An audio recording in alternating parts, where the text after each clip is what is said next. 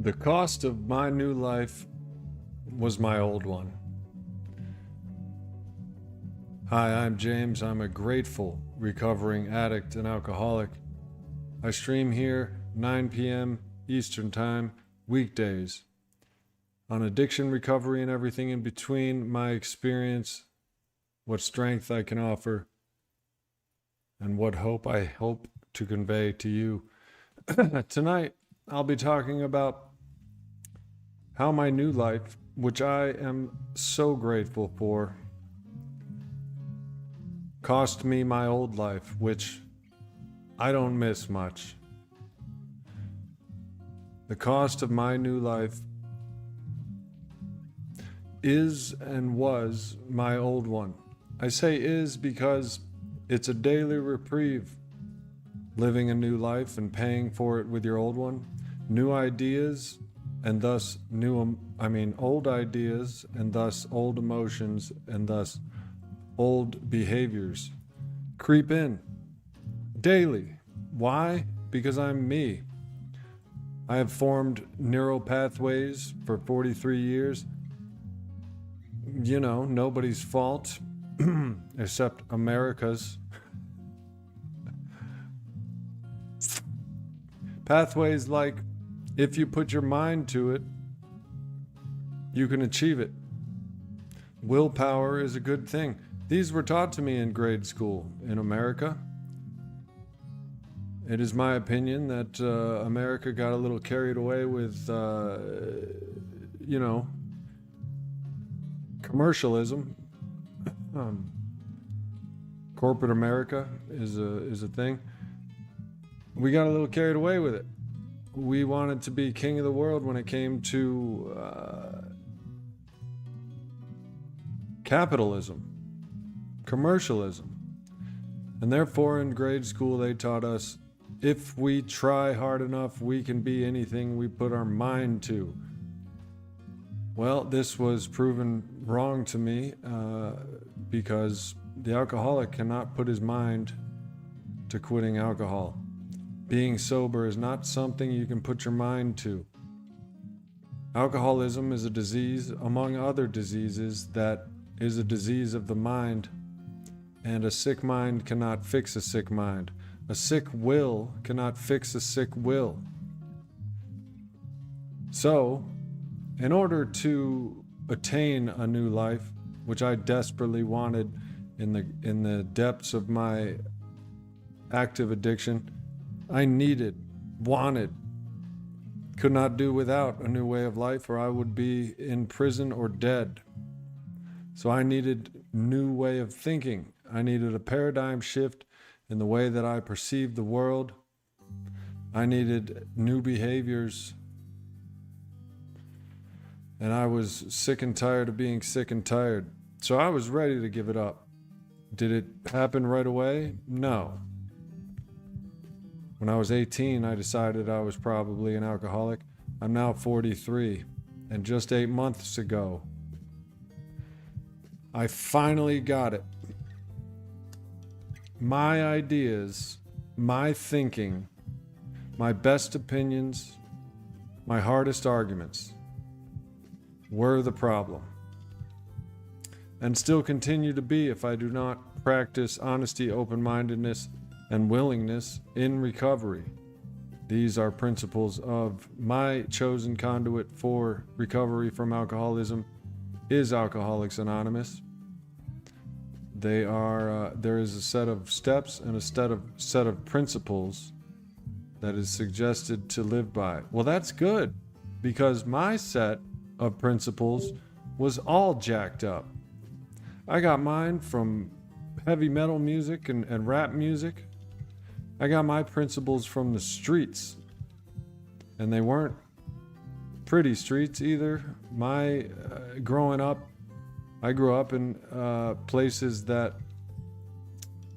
it was encouraged to participate in criminal activity and intoxicants and violent behaviors. In the 80s and 90s, we didn't have a cultural understanding of acceptance, and peace like we are beginning to understand in the new millennium. We still thought being tough and being bad was cool. I mean, Michael Jackson wrote a song about it. I'm bad, you know it. It's true. Who's bad? Right? So those were my neural pathways that I had to give up. Whether I chose to learn them or not was irrelevant. I needed to give up some old ways of life in order to make room for the new one. So I didn't know how to make room for a new one. I'm a grown-ass man, and now I got to relearn how to do life. Where do I go? Well, the rooms of Alcoholics Anonymous, the book of Alcoholics Anonymous, and the 12 steps and 12 principles of Alcoholics Anonymous is where I went. And instead of trying to reinvent the wheel, I gave my old ways and ideas over to the care of a higher power of my understanding. That is immediately the program. There is millions, 2 million current members of Alcoholics Anonymous that I can learn from, but especially the 89-year-old book and the 12 steps. And I am so glad that I have done it. When people ask me how I'm doing now, and this is very recent, this is a very new benefit in my life, I can honestly say good, considering. And by considering, I mean, man, I lost all income these past couple weeks. And, well, stuff is happening to me where if I didn't have a trust in God, if I hadn't cleaned house, meaning my personal inventory and evacuation of my character defects by first becoming willing to let go of them, the fears, the holding on to being bad, the holding on to being tough, the holding on to being cool. If I hadn't been willing to let go of those character defects, the fears and the resentments, then I wouldn't have been able to have God remove them. If I hadn't trusted in God, cleaned house, and began to help others, as suggested in the program, I would be miserable. These external circumstances that are, quote, happening to me right now,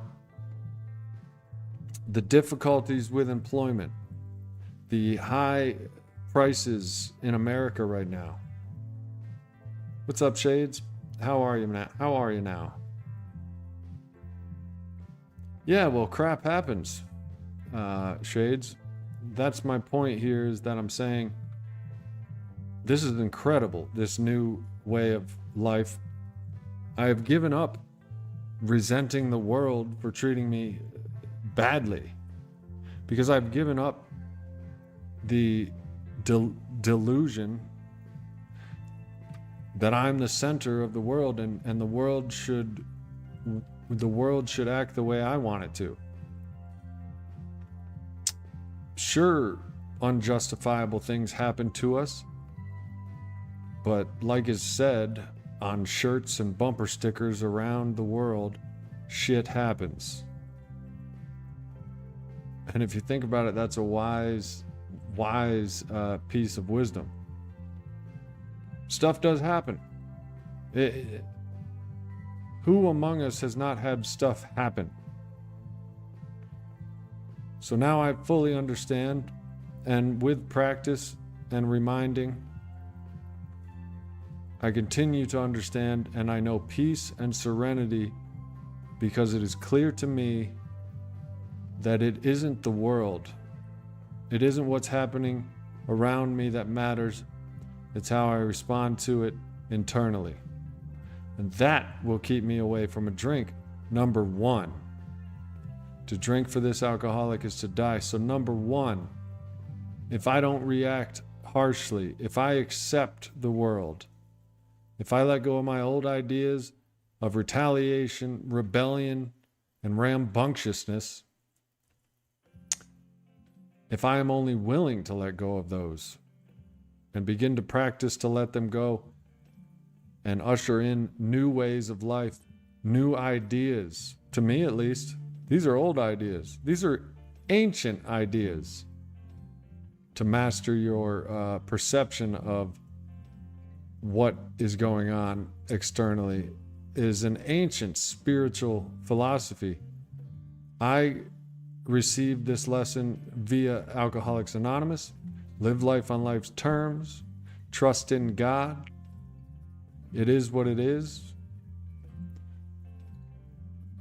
And it is, and always will be. The reality is a power greater than myself, and therefore, I have to work with it.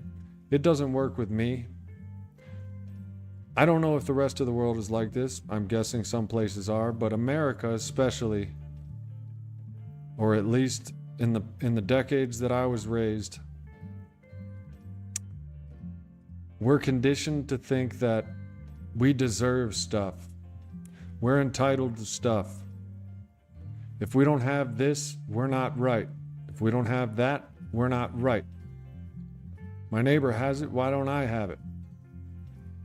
We're entitled. That kind of stuff will drive an alcoholic to drink. Gratitude for what I have is a new way of life for me. I've practiced it intermittently throughout my life because who doesn't know the truth?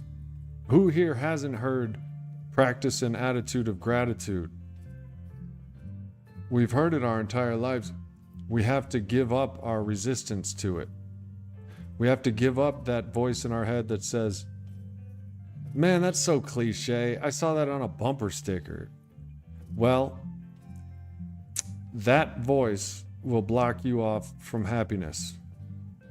Yeah, it's cliche. I've come to learn that cliche statements like, don't worry, be happy, practice an attitude of gratitude, give away what you desire to keep. These kind of cliche statements are cliche for a reason. It's because they are so true that they've been said time and time again and repeated over eons. That's what I've learned. I wouldn't have been able to learn that if I didn't trash my old way of thinking. Some of us identify with our old way of thinking. In fact, we identify with how we think, what we believe, and what our opinions are all the time. We identify. I don't want to get rid of this opinion. It's who I am. I've thought it for so long. It's been who I am. I've written it on walls. I rock it on my theme song. You know what I mean? Born to be wild, baby. I blast that shit on the radio. Everybody knows me. I'm born to be wild. Well, if your born to be wild ways has you waking up in jails, institutions, and hospitals, then it is time to let go of that identification with born to be wild. And that's just an example. But tell me if I'm wrong, stop me if I'm wrong. We identify with our opinions, and they might not even be facts. I noticed something going on in the world today, even though I don't watch the news and I don't vote. I'm not political. I'm neither one side nor the other. But I do notice that certain Democrats, Republicans, it doesn't matter. I notice people identifying with their position so much that what's right and what's wrong no longer becomes a concern to them. Only what their identification, only what their identity is paramount. It doesn't matter if right or wrong hit the bricks years ago. They're still identifying with what they have claimed because one reason or another, they fear they can't drop it. They fear that maybe that's their identity. I've done it too. Not with politics, but with certain things. I was going crazy about cannabis for a couple of years on this channel. I was smoking cannabis in recovery from alcoholism and claiming that was the way. I was wrong. I was wrong. And if I was not willing to admit I was wrong and let go of that identity associated with my belief, I'd be on much worse stuff now. I realized I had smoked cannabis just like I drank booze. And, I had to drop it like a bad habit, which, you know what I mean? Mindless ideologies. Or mindless, is that the word? Ideologies? Mindless ideologies. Right. I guess. It's a deep subject. Well, it's a deep subject. Well is a deep subject.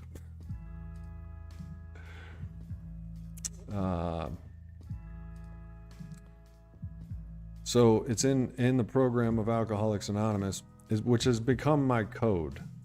12 principles of Alcoholics Anonymous have become my code, and they are propelling me into a fourth dimension of existence. Rocketing me into a fourth dimension of existence. Happiness, joy, and freedom from my worries. Freedom from my concrete convictions. I smoke weed. I'm going to smoke weed to the day I die. It doesn't matter if it is killing me. Weed is non-lethal. Not for this alcoholic. Not for this addict. I'll smoke all the weed until I'm doing all the Xanax, until I'm doing all the booze, until I'm all but dead. So, technically, cannabis is a non-lethal substance. But in the realm of addiction, it is not. For this alcoholic, I smoked and smoked and smoked and smoked and smoked until I drank. So that ideology had to go. That part of my identity had to go. My old life had to go to make room for my new life. I had to pay for my new life with my old one.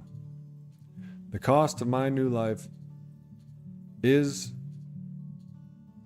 and was my old one. I've gotten a new life, and to keep it, I must continue to pay with my old ideas, my old identities, my old convictions, my former bright ideas, my former character identification traits.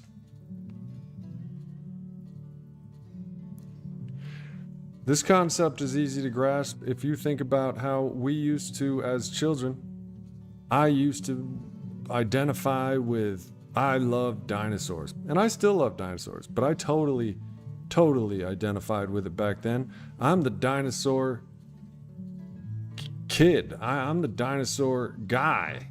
You want to know about dinosaurs? You come to me. I identified with dinosaurs.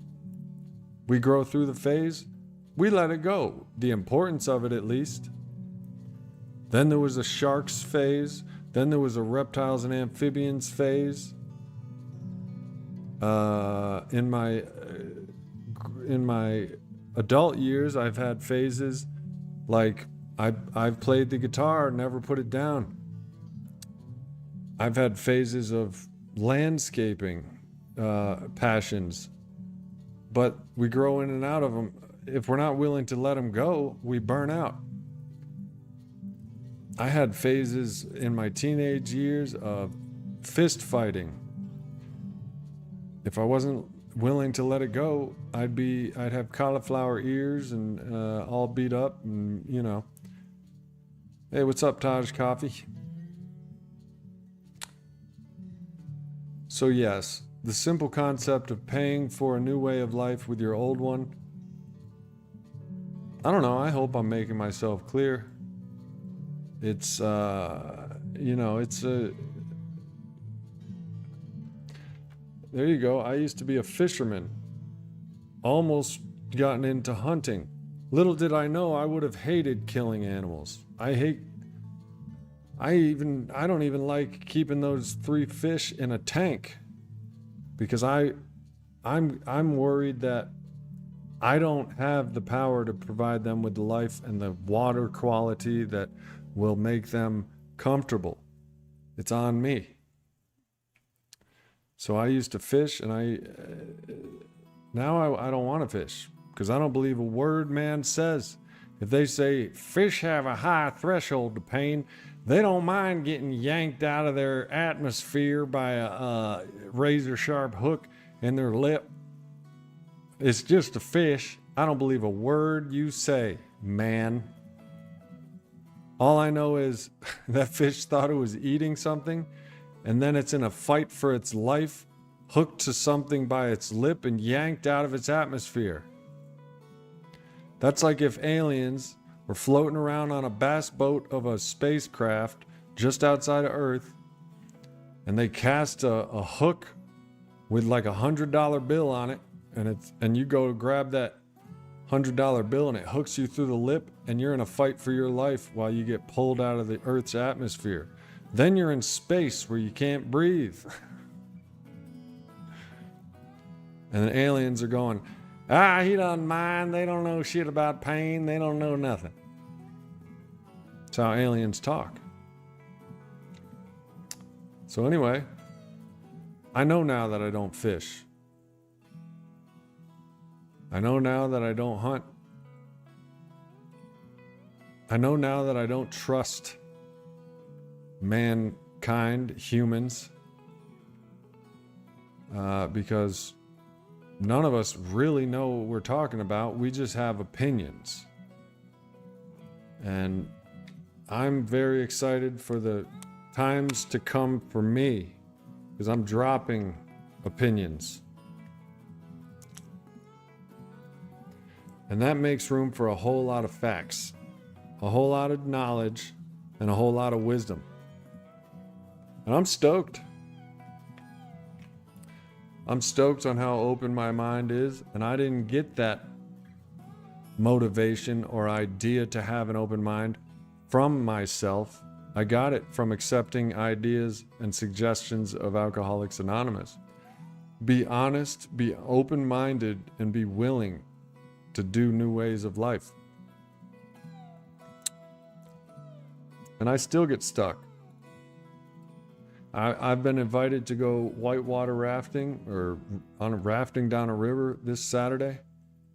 And in my mind, I'm like, nah, I'd rather just chill at home. All kinds of shit could happen. I could get sunburned. I could fucking hit my head on something, all kinds of fears in my head. But I don't know shit.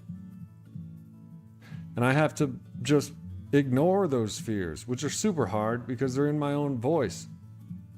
You don't want to go. It's too early. It's too early in the morning. You don't want to go. For some reason, all of my old ideas want to talk me out of new things. I had a blast when I went rafting before, or at least 2-man canoeing down class 3, class 4 rapids. It might be the same river. So what I've been deciding to do is, against all of my ideas and all my best notions, I've been forcing my way through waiting for the day to come and just going to something that I could have sworn I didn't want to do. I thought, nah, it's not worth it. And I should probably do this with my hopes and dreams too. I've always had hopes and dreams of being a writer. I'm not good at everything, but I'm fairly good at writing. I've had hopes and dreams about being a stand-up comedian, a comic. I've gotten off my ass and done it a little bit. But my fears and my projections and my old ideas keep me from doing it. The times I have done things that I am proud of, I have ignored old ideas, ignored old projections, ignored fears, and went and did them anyway. Sobriety is one of them. I am extremely grateful that I got out of the bondage of my comfort zone so I could get sober, so I could even make room for these new ideas and new way of life. I'm extremely grateful. It's a fight to get out of your comfort zone, especially when there's a lot of booze and drugs in there. It is a fight to get out of your comfort zone, especially when there's a lot of booze and other drugs in there. Did I go back to work in the electrical industry? I believe it was, after that huge car accident. Yes. While I was in the hospital, among other cards, I got a get well card from the IBEW local union that I was applying for, and they were waiting for me. Long story short, I worked in the electrical union, pursuing my journeyman in the Joint Apprenticeship and Training Committee, working as an electrical commercial electrician, apprentice officially. And on just 1 year short of getting my journeyman, had the bright idea that smoking weed and being a kind of beatnik, independent kind of guy was better. And you can't work as a construction worker, electrical. You can't work if on the job sites. Some of them test you before you get on the job sites. I worked in a computer chip semiconductor factory, building the factory, and they test for it. If not that, if there's an accident, if you get hit with 277, electrical current and fly off a ladder, first thing they're going to do is drug test you. Because if you pop for weed, they don't have to pay insurance or something like that. I think that's exactly right, but it might be similar to that. They're not liable. But I decided smoking weed and doing something else was better. Those were my opinions. My opinions took precedent over facts. Well, it could also be said that I got ADHD, and I've accepted it since, but I think I was beginning to accept it back then because I wasn't retaining what it took to work with 220 currents and high voltage and shit. So I could have been blown out of my shoes trying to be an electrician, but I wasn't really retaining. I wasn't a very good electrician.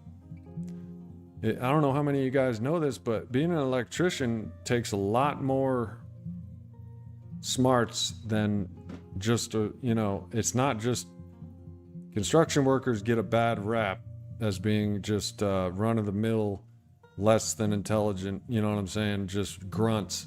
They're not. There's trigonometry involved in electrical work. There's AC/DC theory. That means algebra. I think there was some calculus. It was, and I wasn't retaining much of it, but I was working with bigger and bigger projects, dangerous projects.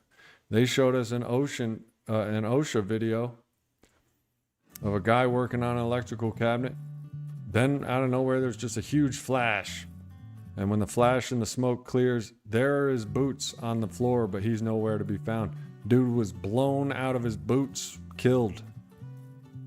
So I'm like,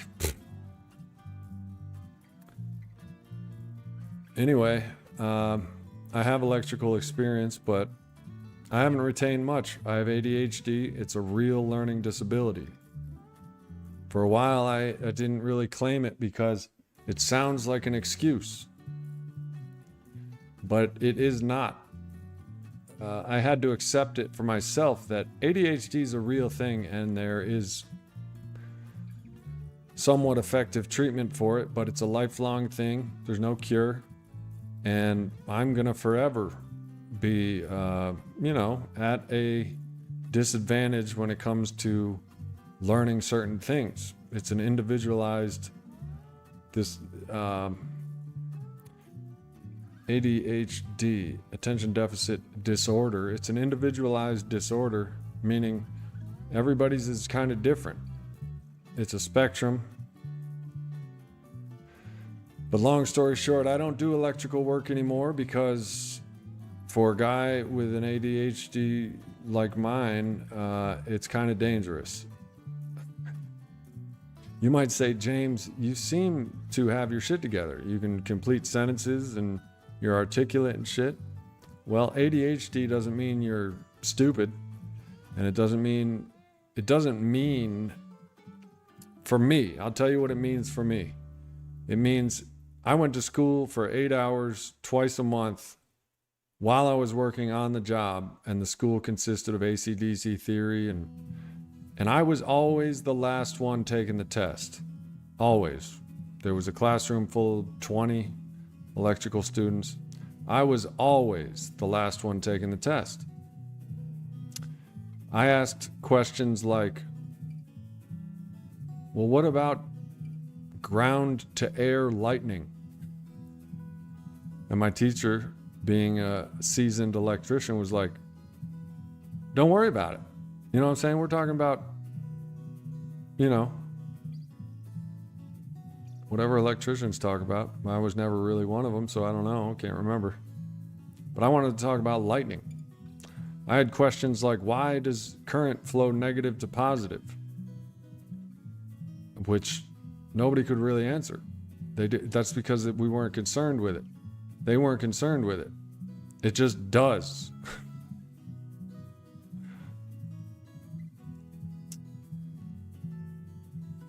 Mike Tucker, have you ever been an electrician? Well, I have, and it's dangerous.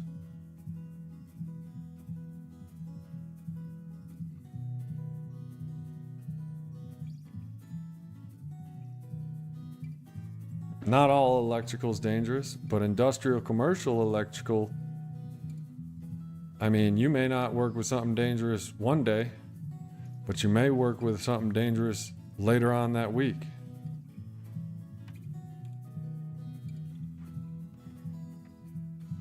Oh, Mike was an electrician. All right, well, you're right. Not all electrical work is dangerous. That's not the point. Some of it is, and at some point you're going to have to do that. But my point was, with ADHD, I was noticing, a hazardous future ahead of me. You know what I mean? I really wasn't a good aviation electrician. I was a good apprentice there. I was a good apprentice for the industrial commercial work. I'm a good apprentice. If your non-ADHD mind is in charge of the project, I can be a good apprentice. Just stop me if I'm doing something wrong. Give me some instructions, I can follow them. That's just the way my mind works. I had to let go of the old idea that I could get over it and I could learn. And just with sheer willpower, I can will my way into having concentration nailed down pat. That's not the way ADHD works. According to medical documents, ADHD is just something you have, and it can be treated with drugs they want to sell you, which I hesitate to take. I often wonder when I do take them, is it even doing anything? How about wiring up one of them underground diggers? It's a bunch of train cars 300 feet under a river. gnarly. I did some gnarly projects. Juvenile incarceration institution, in fact, the same one that Mike Tyson was held at when he was a juvenile in Tryon, New York. I wired miles of fiber optics for their camera systems. Had to work in a huge well that was sewage. I had to precariously balance over a vat of shit. And I'm talking, let me try to describe this. This well of shit, it was about the circumference, it was about the radius of like, I don't know, you probably could have put two cars, you probably could have lowered two cars with their wheels down. You know what I mean? Yeah, on that premises, I had to get down in there and wire some camera wire. And I've had to be hundreds of feet in the air. I had to do some gnarly stuff. You don't want to have your attention, just leaving you and going on vacation. When you're 100 feet in the air with a sawzall in your hand, cutting through copper wires and metal tubing and sparks flying all over the place, you don't want to have your attention just, switch to last night's YouTube Vine escapade. So in any case, I had started smoking weed, and that's what happened with that. But that's what happened. Some people would call that God's will, God's plan. I wasn't meant to do it. Everything happens for a reason. Yes, electrical work pays good, pays well. And I worked after that as electrical helpers. Like I said, I'm a good helper. Maybe I could maybe go into doing that as well. But it's hard work. There's a lot of metal shards, and you ever had a metal shard in your eye? It's not fun.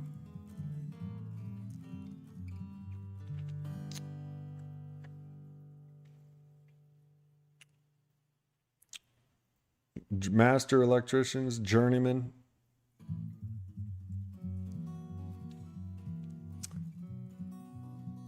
Humility. I had a taste of humility. Humility is knowing what you can do well and knowing what you can't. It's essentially being a human. Humility is only 2 letters away from humanity. It's essentially admitting you're a human that does some things well and you don't do other things well. I wasn't a good electrician. You know what I mean? I was a good electrician helper. I'm very good with direction. There's no tasks I can't do and do well if you basically lay it out for me, show me how to do it. I'll get that shit done. But as far as terminating high voltage and all that, if you better head up that one. Oh, shoot. Yeah, a lot of the tradesmen are smart. And it's funny too, because a lot of them are naturals at it. Maybe they grew up that way, or maybe it's a natural mindset. So they don't seem like they would be super intelligent. But you get them on a project, and a lot of tradesmen are having very impressive intellects. Same dudes that have a Marb Red hanging out of their mouth, listening to, Creedence Clearwater Revival. Well, that sounds like a smart guy anyway, but you know what I'm saying.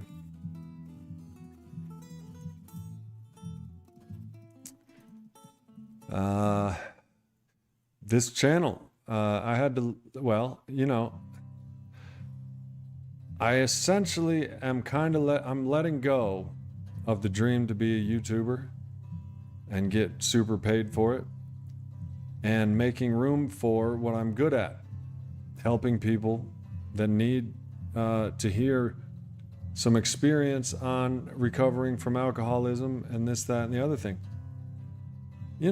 I could bust my chops and claw at every bit, blood, sweat, and tears, and try to super monetize the channel.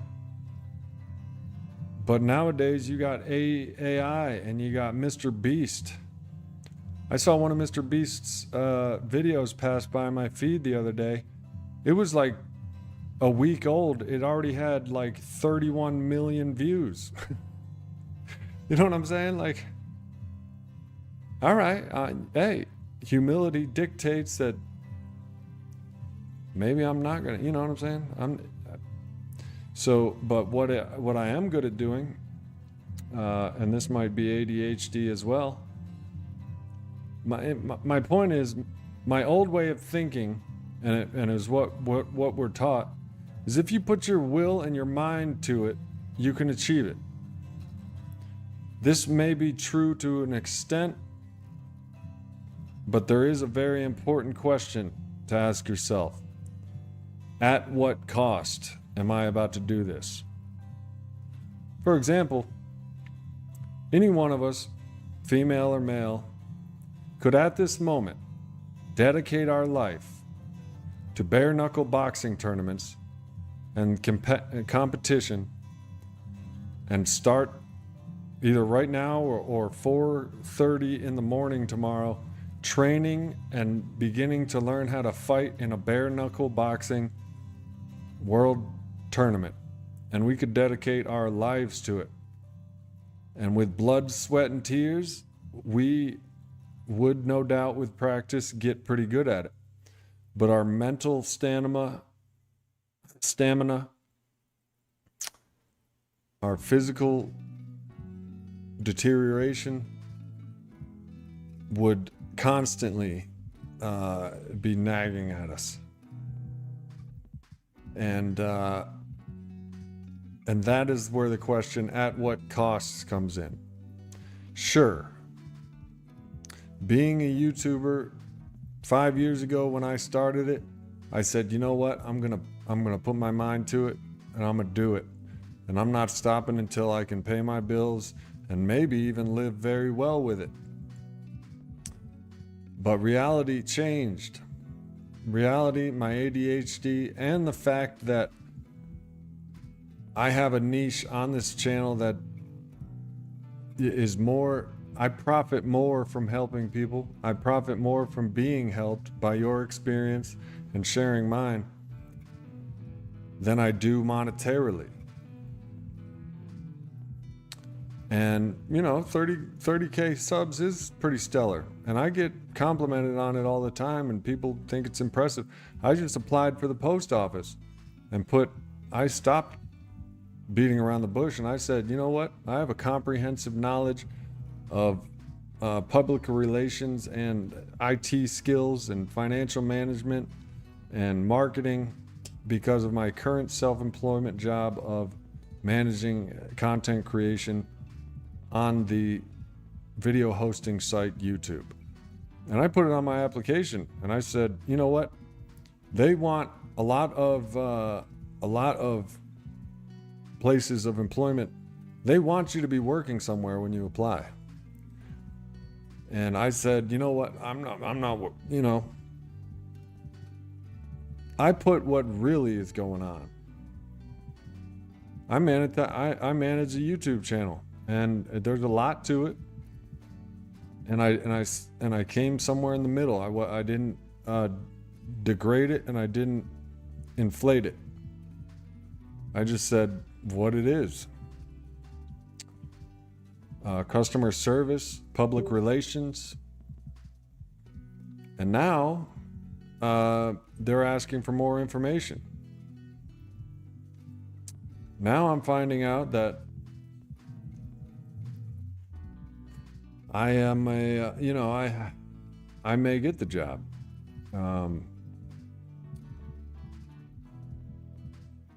Because I was willing to let go of the old idea that they're not going to want a self-employed YouTuber. You know what I'm saying? That shit is whack.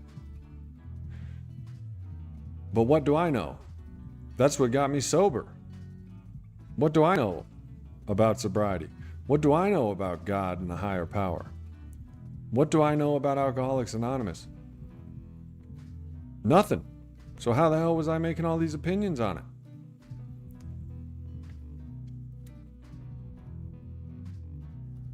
Our opinions actually produce a lot of fears, and fears actually produce the main obstacle for success, growth. You know what I mean? Alcohol channels don't seem to get as big as narcotic channels. I'll tell you what doesn't get as big. The truth. The truth doesn't sell. You know what I mean? A lot of recovery people don't want to hear. People don't want to hear Suboxone and methadone are supplements to taper down and get off of. They don't want to hear that they've been doing it for 5 years. That's wrong.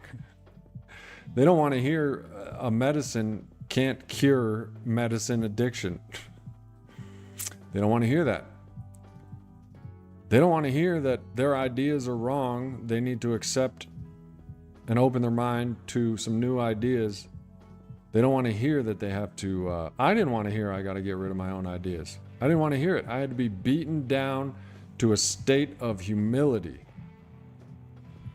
I had to be beaten down to damn near dead before I was like, all right, maybe my ideas aren't that great. And that's kind of how addiction works. If you're not in the phase of desperation, people are going to click right off of my channel.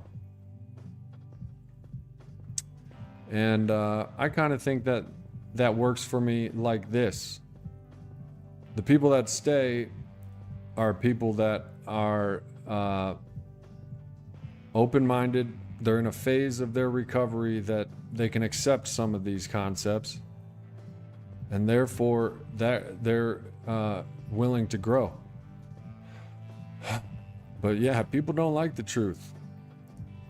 I feel like Jack Nicholson said something about the truth, that it's not popular. You know what I mean? The truth is not popular. It's inconvenient. The inconvenient truth, it's inconvenient. It clashes with my current beliefs. Here's a simple one. Diet and exercise. Diet and exercise. Nobody wants to really do it. Stay away from sugar and get at least 45 minutes of heart-pumping exercise a day. That's inconvenient. I love sugar, and I don't want to move around. So I'm staying away from all diet and exercise channels on YouTube. I'm not subscribing to them. Recovery from addiction takes honesty, discipline, perseverance, open-mindedness to ideas that aren't your own. We want to just, my ideas, you don't even come after my ideas, man. You better check your facts. That's what we say. When someone challenges our opinion, you better check your facts. I'm checking my facts, you check your facts. There's only one fact. Between the two people arguing, there's only one fact, and nobody wants to admit it. That's essentially what's going on in Washington, D.C. right now. The facts are inconvenient. The facts are inconvenient. Here's a fact. If a current president decides to raise taxes to try to pay off our nation's debt, which is in the trillions, his rates are going to go down. That's inconvenient truth for a presidential candidate or a blah blah blah. I'm not even political, and I know that. If a president takes office and tries to work on the national debt, which is in the trillions, people aren't going to like him. He will be unpopular. They're going to call him you know what I mean?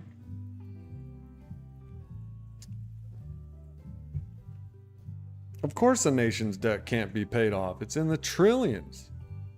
We're in China's pocket. And I don't even know shit, and I know that.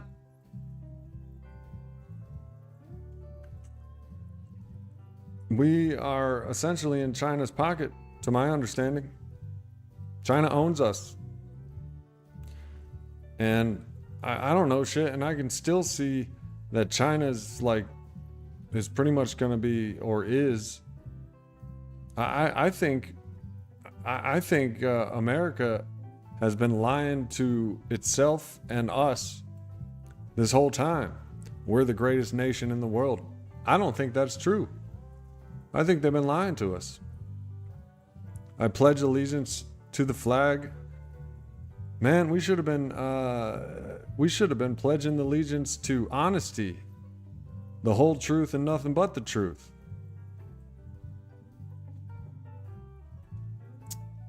You know what I mean? I understand pride. I also understand false pride.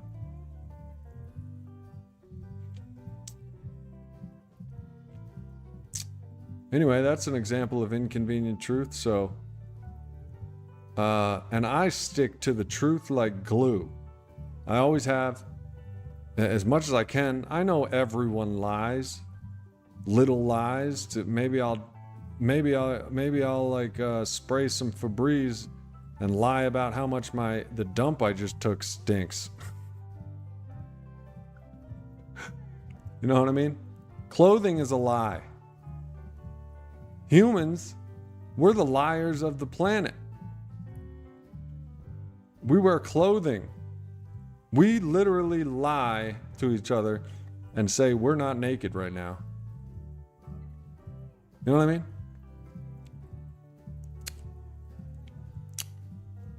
We lie to each other and say, I don't want to have sex with you. I'm acting like I don't want to have sex with you because I'm, either ashamed of that or I'll think you think I'm creepy or whatever. But we always want to have sex with each other. But we act like we don't. It's a lie. You know what I mean?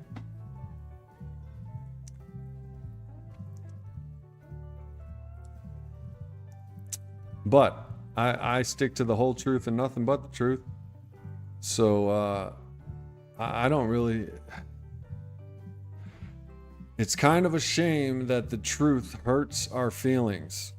It hurts our way of life. That's a shame.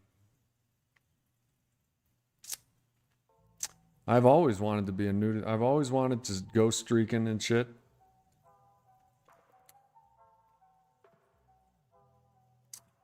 You know what I mean?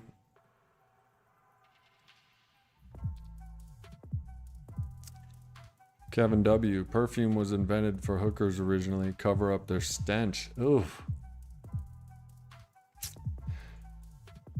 But these may be ideas that I have to let go of one day. You hear how convincing I sound? I'm convincing myself that this is the way it is.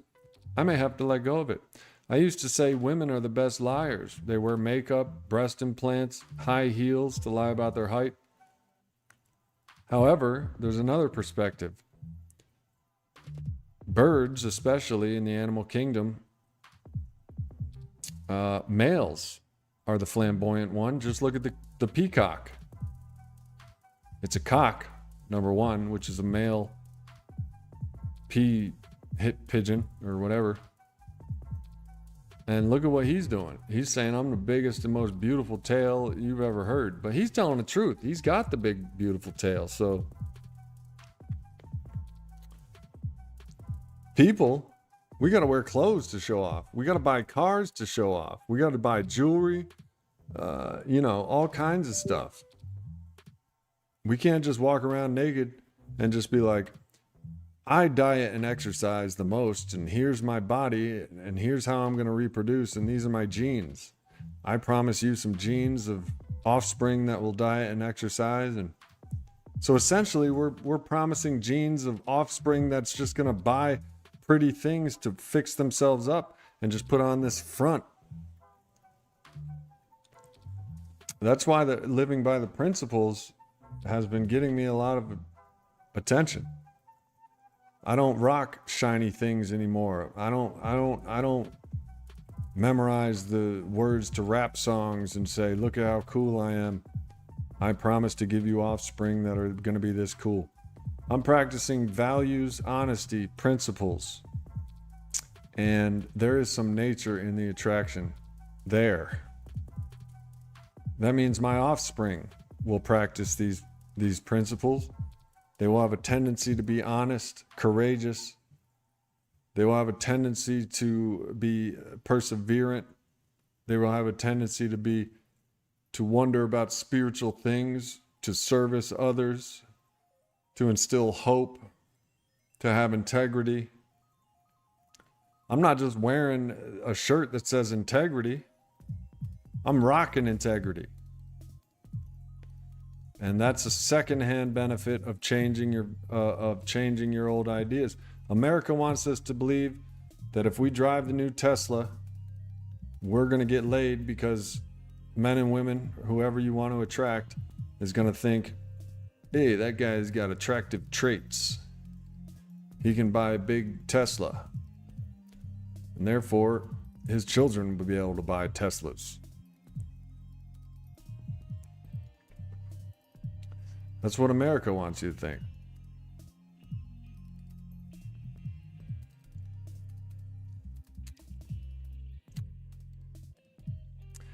When I relapse, you can get laid, but you will attract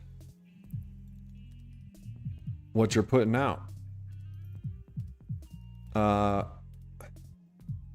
Old timers, older people used to tell me, beauty's only skin deep. It fades.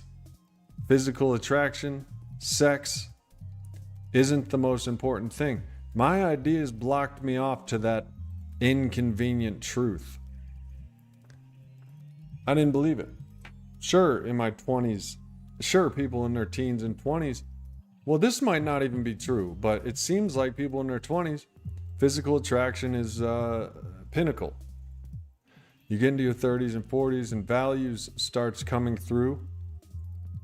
Well, maybe that's just because we're so easily influenced when we're young, and corporate America wants us to believe that shiny jewelry and clothes and booming Jeep systems in our Jeeps are going to attract the right people. It's a lie. Those are all convenient lies covering up inconvenient truths. And those were what made up my old ideas. There was a time early in my life where I thought only the cool people drank and used drugs. How much of a lie is that? It's a blatant lie. Using drugs and alcohol is probably the least coolest thing you can do. Being comfortable in your own skin is the ultimate cool. Why do you think Dwayne "The Rock" Johnson is so damn cool? Why do you think Mark Wahlberg is so damn cool? Beyonce, Rihanna, why do you think they're so cool? Because they walk in their own skin, or I don't even know if those people do. I've never even shook their hands, but according to the TV, they are cool.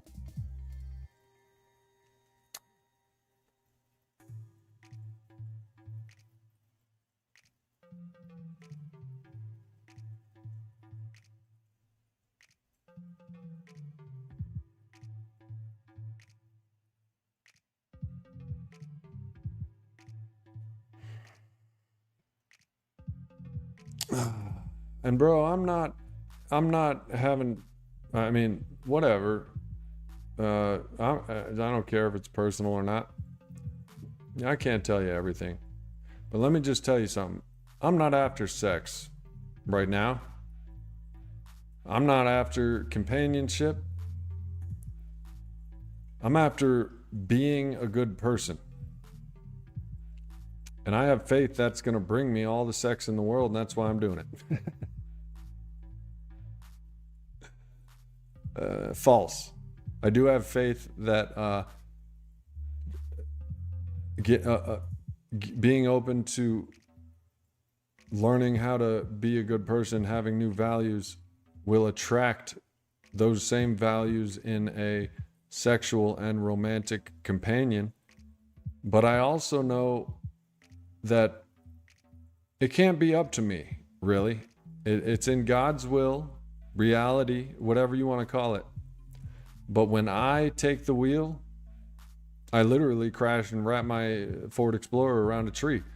When I try to take control and drive this thing called life, I literally wrap my Ford Explorer around a tree. Them's the facts. You know what I mean? Freeland says, bro, I don't respect you. I recognize you as a simpleton who wants what he is not. Oh, word?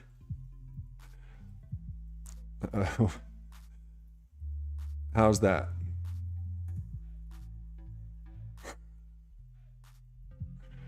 How do you figure, Freeland?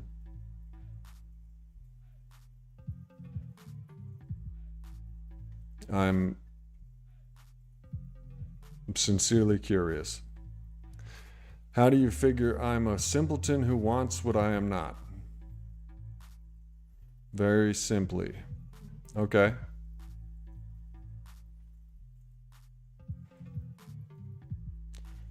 Every day that we don't drink, Mind's Eye says, like today, is a day accomplishment. True that. I heard somebody say in AA, even though he had a 23-year sober medallion, he said, the world record in Alcoholics Anonymous for time spent sober is 24 hours.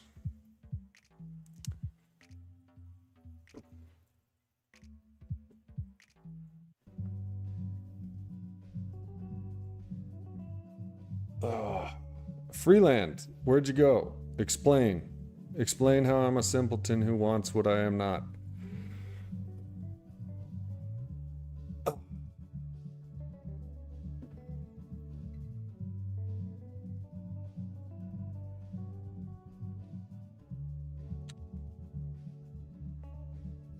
you want to call in, man?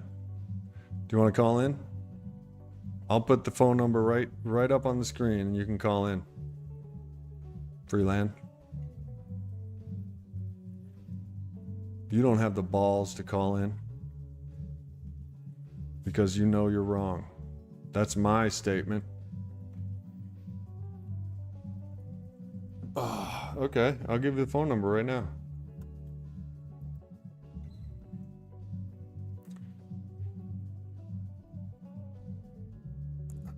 Let me see. I'm gonna turn the music off and give you the phone number. I'm gonna let you plead your case.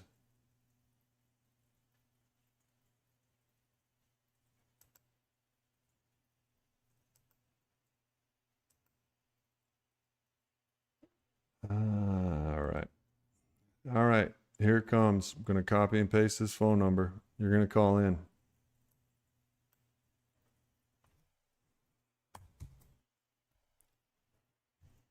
Hope you're ready.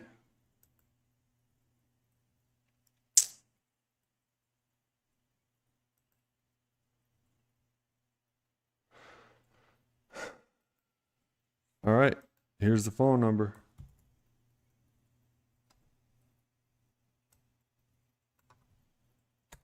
Freeland wants to call and explain to me how I'm a simpleton that only wants what I am not. No, bro. Stephen would never. Stephen knows the truth. All right. There's the phone number. I am waiting on you to call now. Let me know when and if, I doubt this person will call because he doesn't have the cojones. But let me know if you can't hear the phone ringing or him calling or her calling. I don't know who this person is. But I doubt they'll call because they're most likely a scared little pussy. No, Taj, well, I don't know who Freeland is, but I doubt it's not the guy from last summer. Stephen and I mean, we're friends. He knows the truth about your boy here.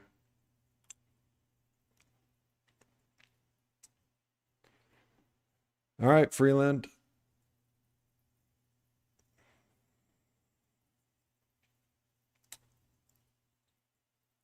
You're all set up to plead your case.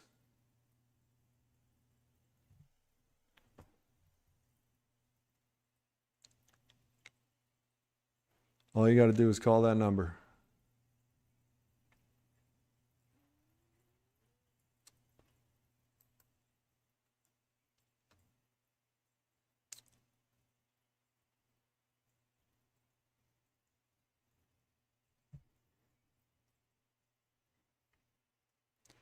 Well, while we wait for Freeland to call and explain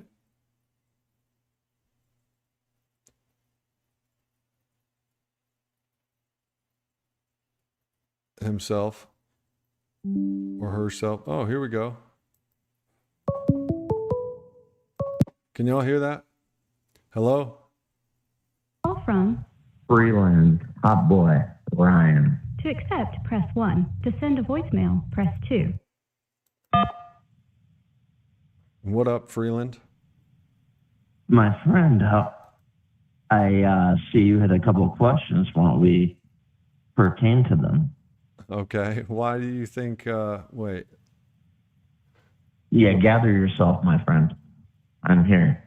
Well, I just can't remember what you said. Well, that has to do with the mental retardation from alcohol abuse and running into a tree. But go on. I'll wait. Oh, no. It just has to do with the fact that what you said is pretty next to irrelevant and not very memorable. Whoa, that was shots fired. I heard that in the chat. Listen, when you gain yourself and you ask your question, I will answer it truthfully within my power. Or you could just say what you said. Freeland, very simple, says, bro, I don't respect you. I recognize you as a simpleton who wants what he is not. Why'd you say that? Well, you'd have to tell me what the paragraph before that, where you said in context, like I said, we both can't remember, right? I'm not trying to fight you, bro. We both have the same type of symptoms, but your attributing is not the right word. But you're coming at it as a problem you're not trying to work with. Does that make any sense? What's the problem that I'm not trying to work with? Alcoholism? Ding, ding, ding. Well, I mean, to be fair, I've tried to work on my alcoholism for 23 years. All right, well then, hold on. Let me cut you off there then. By the way, I just ran on the beer. Have you ever gotten your ass kicked so hard from the alcoholism that you said, you know what? I just might kill myself if I have to get my ass kicked from the alcoholism again? Because it pertains to the question you asked. I'm just looking for a yes or no. Yes, I have contemplated taking my own life because alcoholism is too much. But have you ever contemplated yourself and said, you know what, I just can't be a dumbass anymore. Maybe the ass kicker won and I can still get drunk off just a couple beers and then try not to fuck anything up in the real life. Yes, I have tried to control my drinking. Yeah. No, bro, you didn't hear me. No, it's okay. The whole deal is, bro, you're playing a wild game out there that, I mean, rather than me asking, I forgot the context. Go ahead, if you don't mind. Ask me questions. I'll ask them very, not questionable, but very answerable, right? How long have you been drinking today? Today I only had 2 hearted ale, 7%. I'm usually at where I top out, where I was talking about me getting my ass kicked. I go to the depths of hell, and I really don't like it. That was what I was talking about, where I say, well, fuck, if I have to keep living this goddamn life, I'm a fucking straight up hot boy murder myself out here on the block, because I can't fucking take it anymore. It's too hardcore for me. And then we were talking about it being spiritual, but I drank 7% alcohol beers, and I forgot the rest of the question. But that's all I've had, and I ran out right now. Have you been drinking every day? Are you sure you're qualified to ask that question? I mean, me, myself alone can already realize, like, that next question wasn't really worth my time. On a daily basis, I try to keep under that amount, because anymore, I literally go into withdrawal, and it fucking sucks. And I get my ass kicked, and I'm like, you know what? Maybe you are capable of not drinking every day if you just would get your ass kicked enough in the spiritual realm. Correct? So how is that working?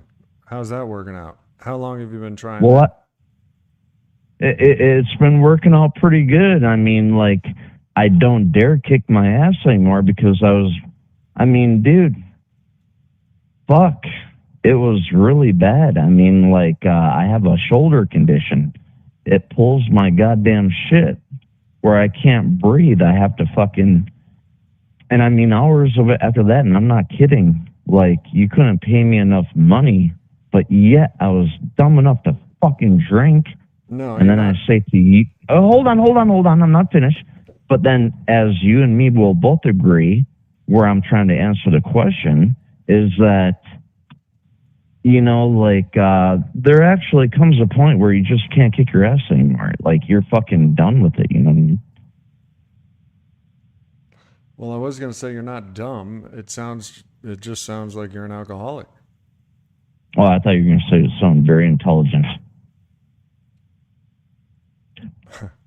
Well, look, dude. I mean, look, the deal is, bro, if your enemy is a spiritual being, you kind of can't just be some pill popping, Molly having, have coffee with your mom who might or might not have had how you have a place to live right now, and then you want to live in another place where you Airbnb. I mean, there might be a correlation where after it all, you either win or you're just a mollywhopper, right? Or you surrender. You can't win. Hold on. Let me think of that now. Hold on now. So you're saying you can be a mollywhopper talking to your mom, saying, hey, let me just pop these pills. I'll be your friend. She paid for your house. And then what happens? I have been a Percocet popper while having coffee with my mom. Literally, that has been something I've done. Living in her I house. know that, and I use that as an example in what we were arguing, and that wasn't the question, bro. I'm not going to remember what we talked before.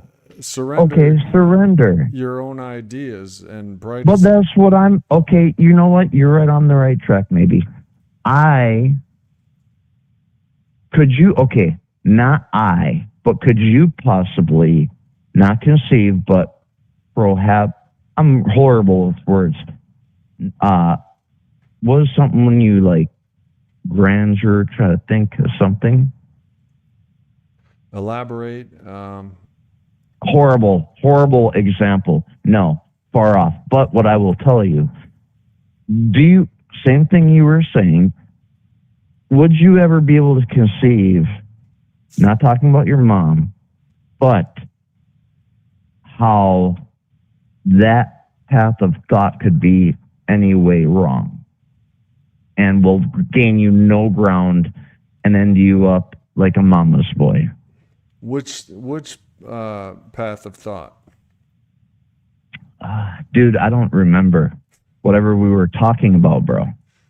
I'm not kidding. Surrender? I mean, I could probably remember surrender. You trying to be a mama's boy mixed with you being born. I don't know. I don't know where it went. That was me being cocky, bro. I love you, bro. Do you know that I don't have bad thoughts towards you? And I mean, do you get anything where I'm coming from? I understand. Here's how I'm understanding the situation. Conceiving the whole ordeal. You do, have love and respect for me, but you got drunk and angry at something I said. And no, bro, I'm not angry, bro. You're the one. I'm not angry. Believe me, bro. I am not angry, not one bit. But go on with the rest. Or I don't know. Yeah, you said you don't respect me because you think I'm trying to be something I'm not. I don't know what I meant by not, but I know that like you're fighting a fucking spiritual being that we probably both came from, and you don't completely understand God? No, not God. I was talking about the spirit that you are from, which is probably from God. I don't know, but no, you were wrong again, bro. I'm trying to portray to you where I think, but you're trying to. I mean, it's really hard, bro. I get it. It's like, we're tripping in this dream world and we're both fucking up shittily. And then you're trying to tell me your trip dream or something. But go on, man. Take another question from the book. Have you considered Alcoholics Anonymous? Yes, and I considered all of them completely asshats. No, I tried to go to the AA. I don't believe in one fighting them because I don't believe that is the path either. If you say, like, if you have to fight that much, I don't want to fight because eventually you lose like 97% of the people in AA. So can you maybe readdress that question if you'd like a different answer? Do you know that the first step in AA is surrender? It's not fighting. Well, if you were talking to me and there had to be a whole bunch of lay down fucking losers, and it was created by like some people who already were upon this earth for a long time and knew control, then I guess the answer would be yes. Do you agree with Do you agree that I've been beating you though? Like, I mean, do you feel like you're winning or do you think that you're not really winning? Why do you even have your point? If we're trying to go to truth, can you answer that? If this conversation was a contest, I would no doubt know that I'm winning, but it is not. You might have been, bro. Okay, agree to disagree, but go on with your next question. Are we live? I mean, can I watch this after I hang up? It'll be on your live?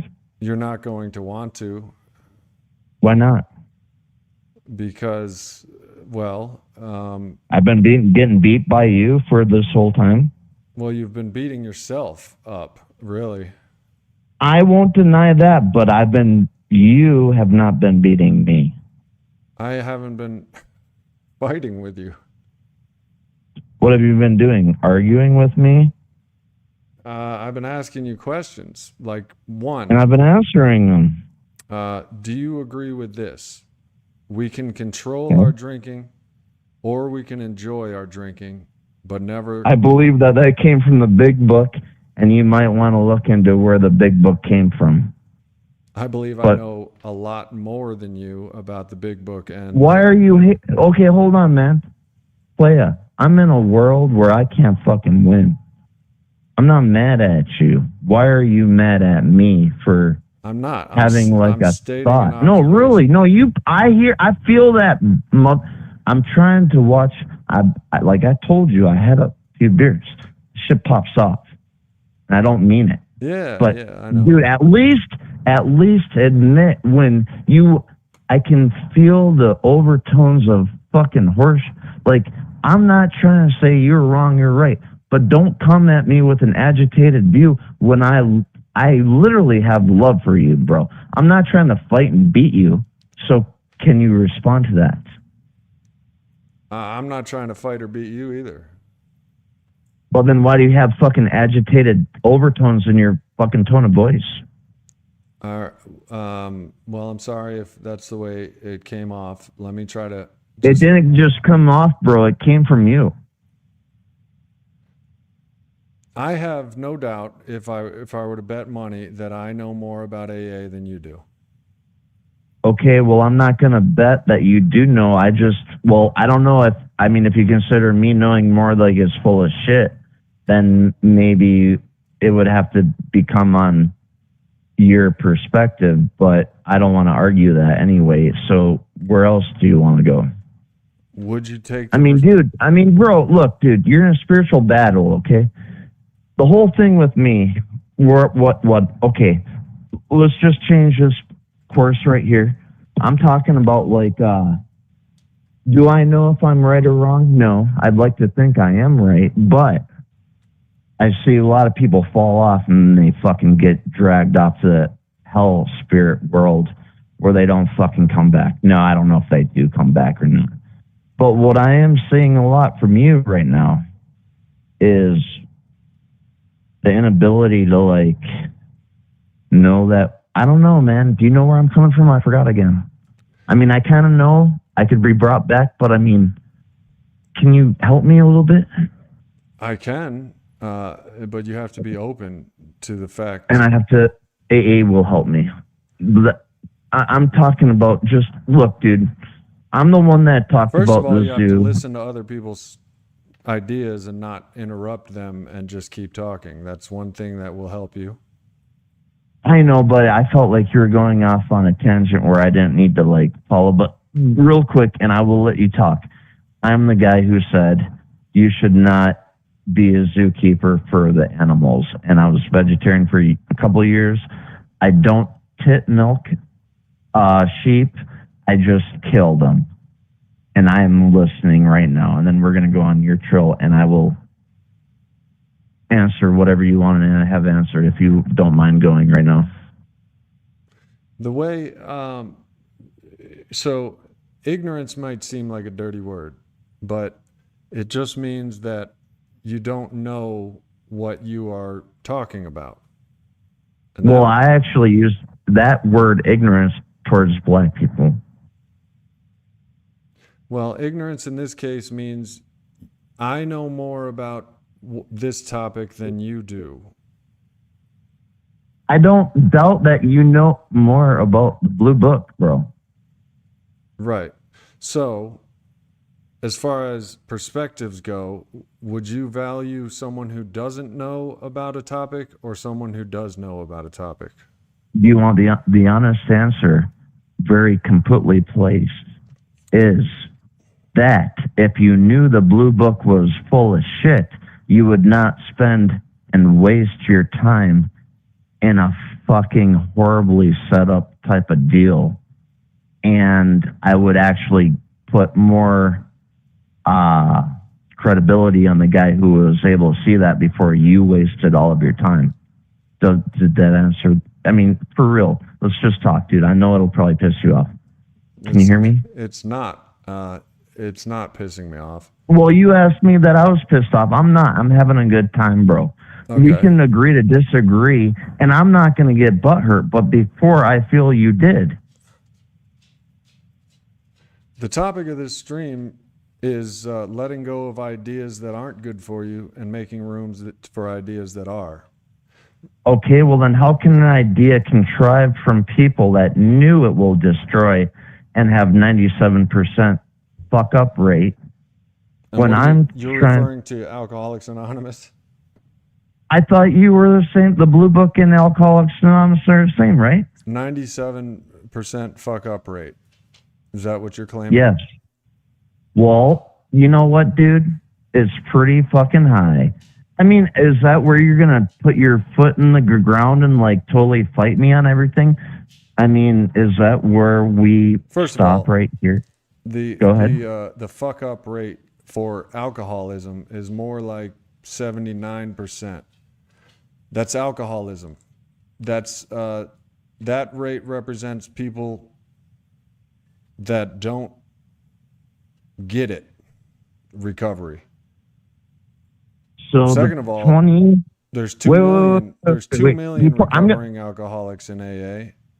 And if you ask me, and I go to AA meetings every day, and I've been to thousands of them. I've been to thousands of them. Don't get it twisted. I'm not exaggerating or lying. I've been to hundreds. I've been to 2 a day mostly for 8 months now, and I've been going to the rooms for 12, 13 years. If you ask me, a person that is involved and exposed to AA every day, I will tell you that most recovering alcoholics are in Alcoholics Anonymous because that's where most recovering alcoholics are. Can I get a jump a word in here? Well, Come on, man. Whatever you say, Come on, man. Hold on now. it's I was not, going to give you a little bit of credit. or the stuff I that you're will. saying is My friend, if I listen to you, be fair to me now.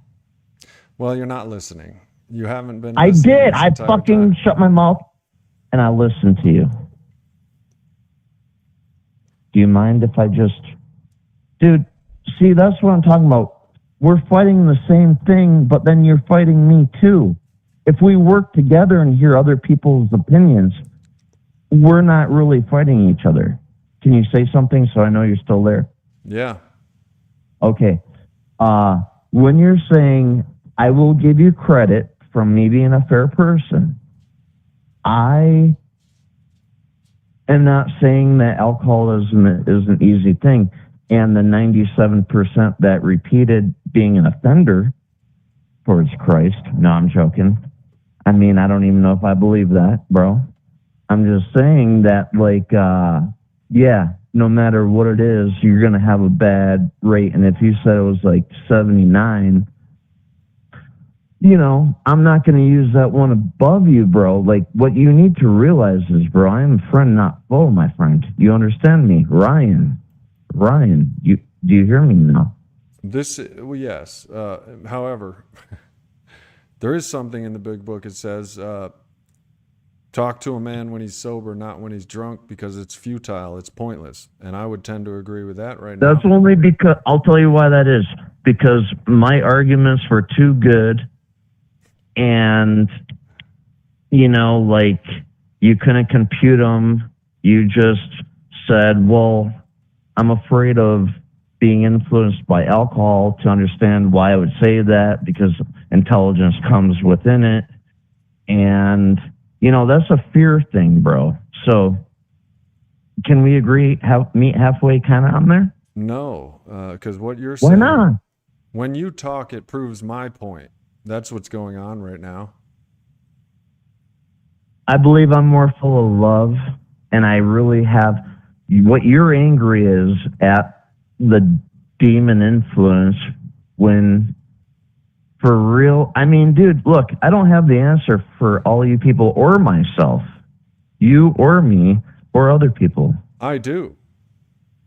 Oh, what's that? Alcoholics Anonymous. Come on. I Why, wish I why could do you see think your I face. go every day? Bro, I've been Because like you. I think you go every day because your mom supports that type of dilly-dally.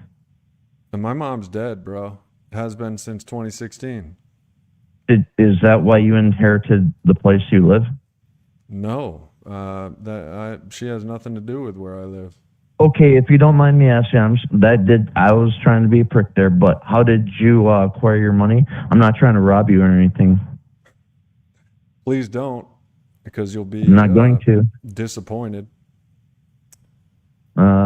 You'll be don't make it disappointed a in what threat. I have, but also disappointed on how. Oh, I thought you were going to say I couldn't do it.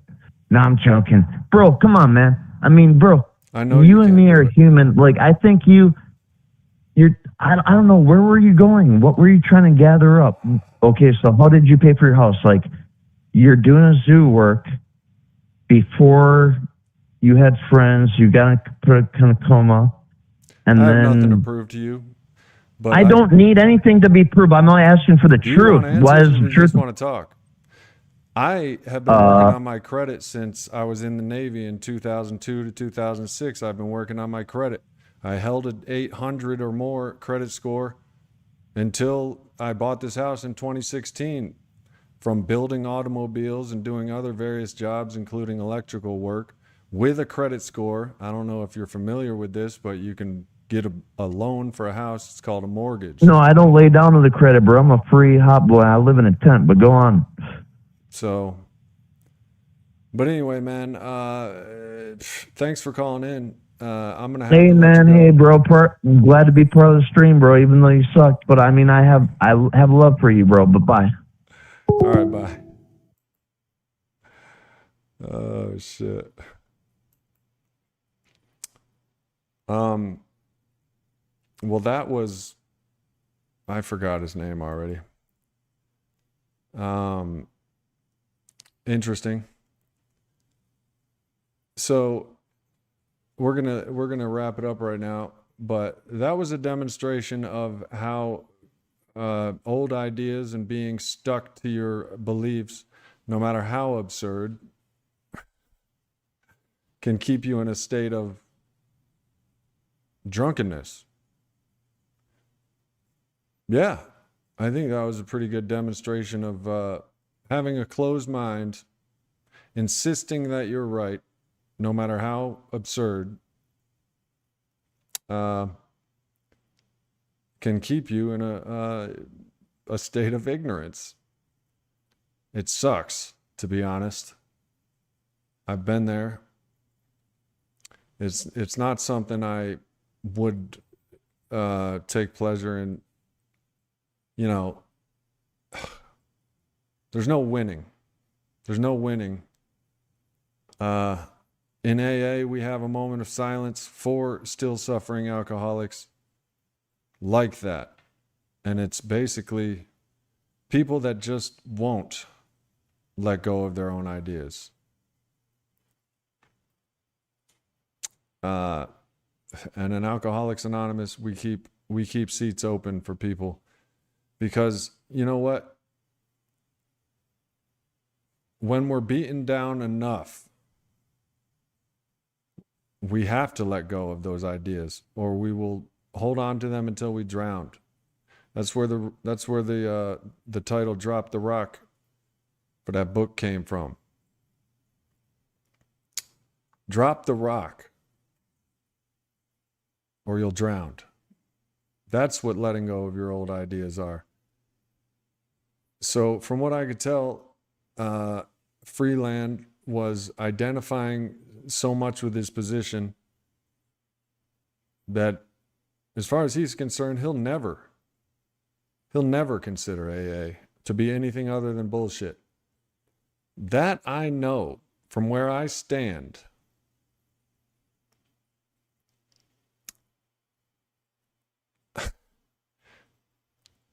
Is false. Number one, it's completely the opposite of what Alcoholics Anonymous is. I literally just gave my sponsor 13-year chip a couple hours ago. There was somebody in there with, I don't have to prove it.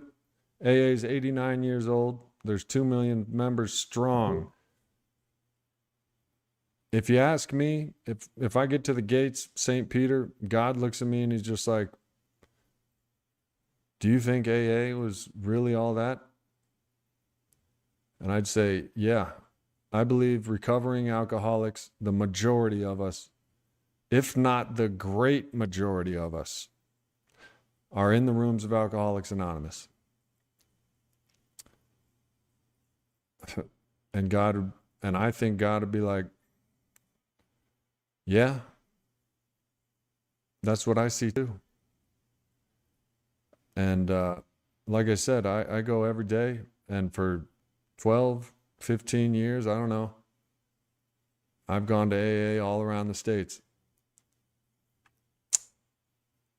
And there's would you but that was a perfect demonstration and a way to wrap up the stream on the price we pay for a new life is our old one. And I don't really think that guy sounded like he was in the best parts of his life. And maybe he doesn't think he needs to get a new one, but I doubt it.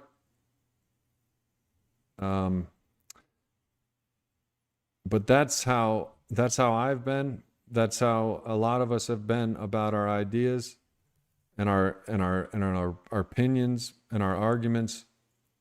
We identify with them. We lie to ourselves. Anyway, the price we pay for our new life is our old one. And trust me, it's a bargain. It's a steal.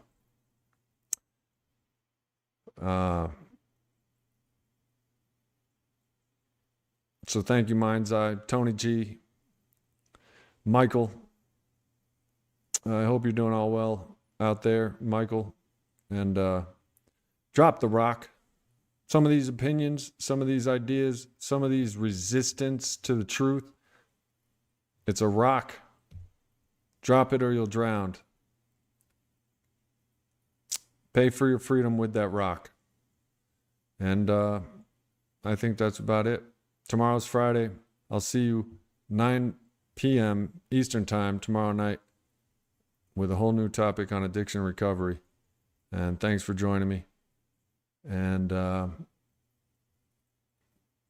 tomorrow at my meeting, I'll be thinking about Freeland in that moment of silence that we have pretty much at every meeting for the still suffering alcoholic that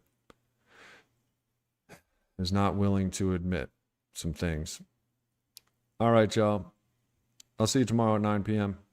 Eastern Time. Until then, keep it clean, keep it real, keep doing a damn thing, as long as that thing is the truth.